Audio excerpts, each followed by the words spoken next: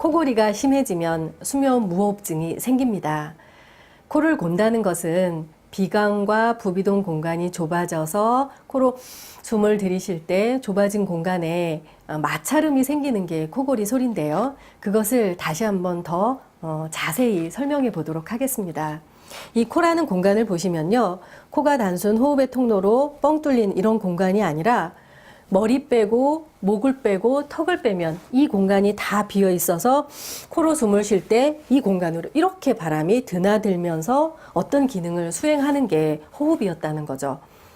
단순 숨을 들이쉬면서 호흡의 통로 역할만 하는 것이 아니라 이 모든 공간을 지나다니면서 눈, 귀, 또 이 머리 이런 초정밀 감각기관 내지는 정보처리기관에 컴퓨터의 환풍기와 같이 이런 열교환 능력을 수행하는 게 호흡이라고 봤을 때 코로 숨을 쉬는 것은 정말 매우 중요한 대뇌의 건강에 매우 중요한 그런 역할을 한다고 볼 수 있습니다.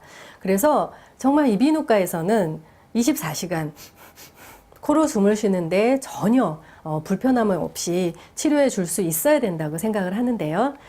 이 비강과 부비동을 지나면서 코골이 소리를 살펴보면요. 요 공간이 좁아지면서 이 입천장 부분이 이 연구개 부분이 좀 털렁거리면서 떨리게 되어 있는데요. 이 공간으로 바람이 지나다니면서 좁아진 부분에 마찰음이 나타나는 게 코골이 소리입니다.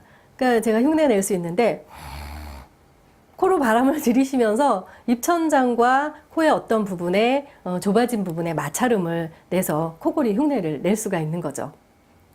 그랬을 때 이 공간이 이 부비동 공간이 좁아지는 것만큼 마찰 범위가 넓어지면서 코골이 소리가 커지게 됩니다. 커지다 못해 정말 코가 더 좁아져서 숨을 쉬기가 어려워지면 입이 벌어지는데요. 코가 막혀서 숨을 들이쉴 때 이 공간이 좁아서 이제 입이 벌어지게 되면 하면서 목구멍이 좁아지는 것처럼 수면 무호흡 증상이 나타나게 되는 것입니다.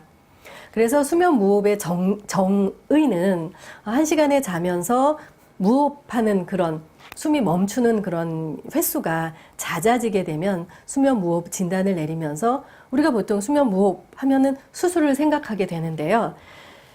코골이가 심해지는 것만큼 코가 막히게 되면서 수면 무호흡, 코로 숨을 쉬지 못하게 되는 그런 순간이 나타나게 되는데요. 그래서 코골이가 심해지는 것, 다른 말로 따지면 비강과 부비동 공간이 좁아지게 되면서 코로 숨을 잘 못 쉬게 되면 수면 무호흡이 나타나게 되는 것입니다. 그래서 코골이는 수면 무호흡과 전혀 상관이 없는 것이 아니라 코골이가 심해지는 것, 다른 말로 따지면 이 마찰 범위가 넓어지면서 코가 막히는 것만큼 소리가 커지게 되는데 그 소리가 점점 커지면서 코가 막히는 거를 경험하게 되면 입이 벌어지면서 수면 무호흡, 숨이 멈추는 그런 무호흡 증상이 생긴다는 거죠. 그래서 코골이가 커지면 심해지면 수면 무호흡증이 생깁니다.